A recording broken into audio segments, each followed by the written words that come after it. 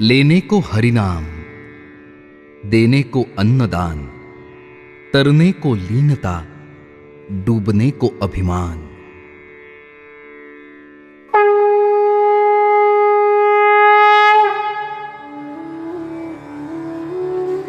श्री क्षेत्र सराला बेट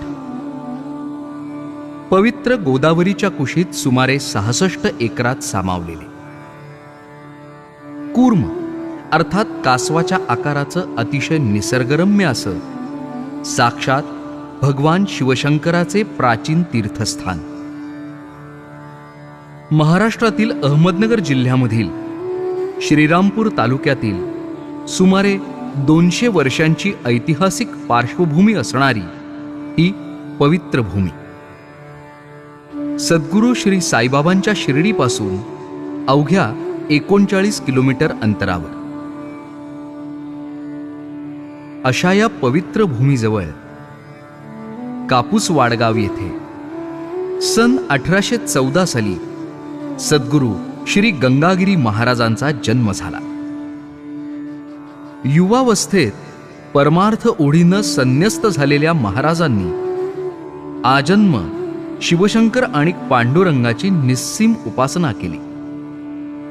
अहमदनगर, नाशिक, औरंगाबाद, जळगाव आणि अवघा महाराष्ट्र फिरून त्यांनी श्रीमद भगवद्गीता, श्रीमद भागवत ज्ञानेश्वरी, अमृतानुभव, सकल संत गाथा या आध्यात्मिक धर्मग्रंथांची प्रवचने करून त्यांनी वारकरी संप्रदायाची पाळमुळं समाज मनात खोलवर रुजवली.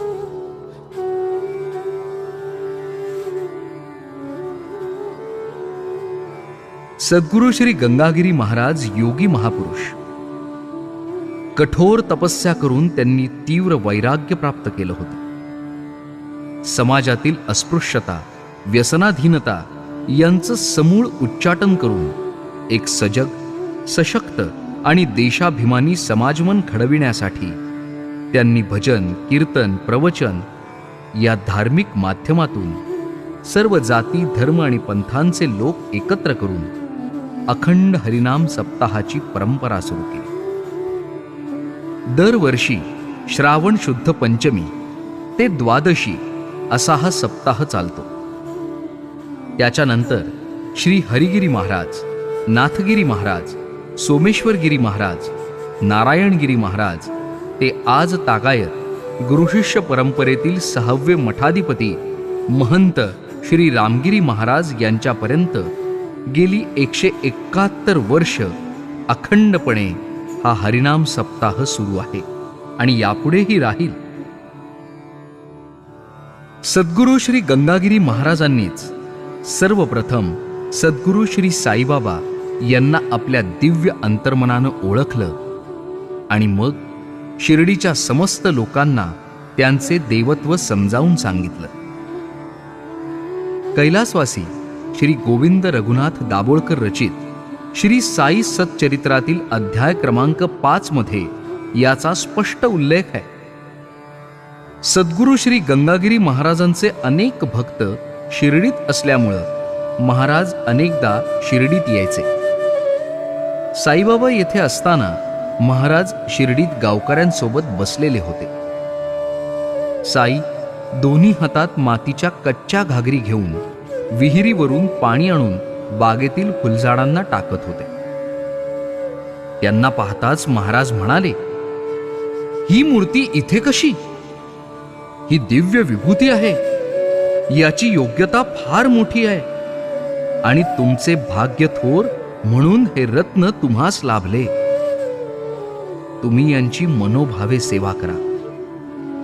हेच तुमचा आणि या शिर्डीचा उद्धार करतील. साईबाबाई महाराजांना साक्षात योगी चांगदेव महाराजांचाच अवतार मानत असत.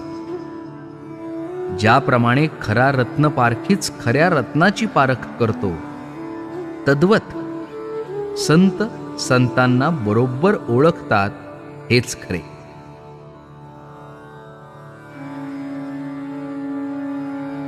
मार्च 2009 मध्ये महंत श्री नारायणगिरी महाराज समाधीस्थ झाल्यानंतर दिनांक 3 एप्रिल 2009 पासून मठाचे 6वे मठाधिपती म्हणून महंत श्री रामगिरी महाराज कार्यरत आहेत. 162व्या अखंड हरिनाम सप्ताहाची परंपरा चालवली आहे. श्री रामगिरी महाराज आपल्या रसाळ अमृतवाणीतून कीर्तन, प्रवचन, श्रीमद भागवत कथा याप्रमाणेच अध्यात्म आणि विज्ञान याचे समर्पक दाखले देऊन देशसेवा, मानवसेवा हीच खरी ईश्वर सेवा असा संदेश समाजाला देतात.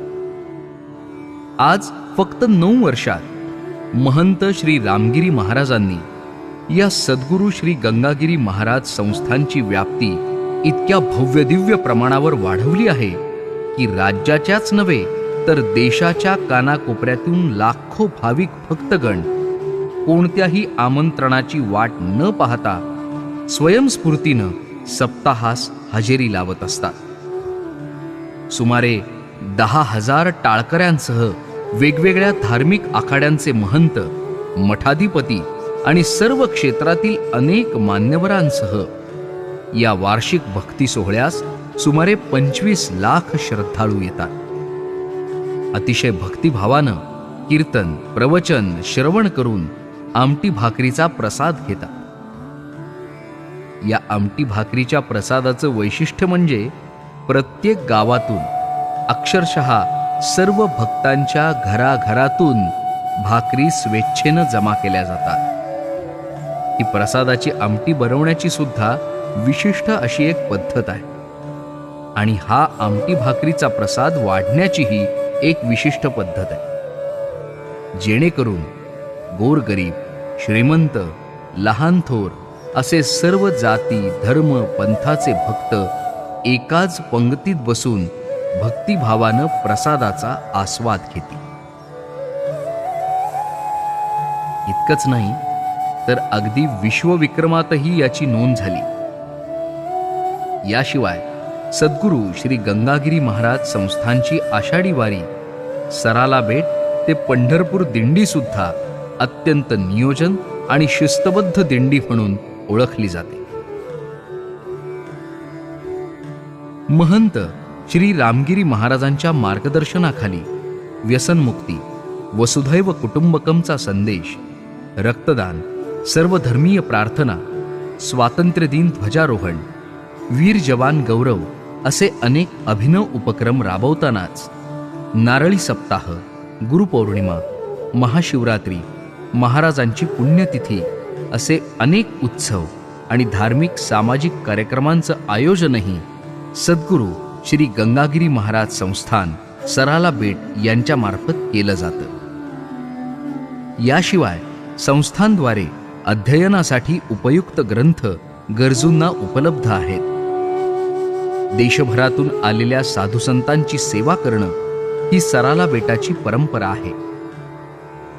संस्थांमधील गोशाळा, मठात असलेले अंध, अपंग तसेच आध्यात्मिक आणि शालेय शिक्षण घेणारे शेकडो विद्यार्थी यांचा सर्व खर्च सध्या श्री रामगिरी महाराज स्वतः कीर्तन, प्रवचन आणि श्रीमद भागवत कथेच्या माध्यमातून लोकांनी दिलेल्या दानातूनच करत असतात.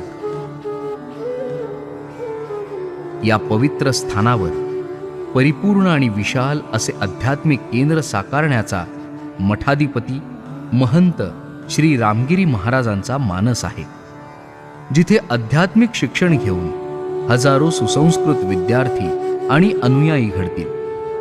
केवळ धार्मिक पर्यटन स्थळ म्हणून नाही तर अध्यात्म आणि विज्ञान यांचा एक समाज उपयोगी आविष्कार म्हणून भविष्यात सराला बेट प्रसिद्ध व्हावं. अनेकानेक दुर्मिळ आयुर्वेदिक वनस्पतींचे धन्वंतरी गार्डन, सराला बेटाची आध्यात्मिक परंपरेची माहिती देणारं सद्गुरू स्मृती उद्यान, ग्रह नक्षत्रांची सखोल माहिती देणारं नक्षत्र गार्डन, 12 राशींच्या वनस्पतींवर आधारित राशी गार्डन, भव्य भक्त निवास, गोसंवर्धन आणि गोशाळा, आजवरची अन्नदानाची अखंडित परंपरा सदैव पुढे चालत राहावी यासाठी अन्नछत्र, हे आणि असेच कितीतरी बहुमूल्य प्रकल्प आपल्या सर्वांच्या सहकार्यानं साकारून सद्गुरू श्री गंगागिरी महाराज संस्थान सराला बेट हे भारतातील अग्रगण्य आध्यात्मिक केंद्र होऊन दीपस्तंभाप्रमाणे सर्वांना पथदर्शक व्हावे, हीच सद्गुरू चरणी प्रार्थना. भगवंताच्या कृपेनं संस्थांचे हे समाजकार्य अखंडपणे चालत आहे आणि चालतच राहील. आम्हाला आवश्यकता आहे ती आपल्या समर्थनाची अन सहकार्याची. अध्यात्म हे जीवनाचं अंतिम ध्येय आहे. तसेच सुखदुःख सहन करण्याची क्षमता प्राप्त करून देण्याचं त्यात सामर्थ्य आहे. धन्यवाद.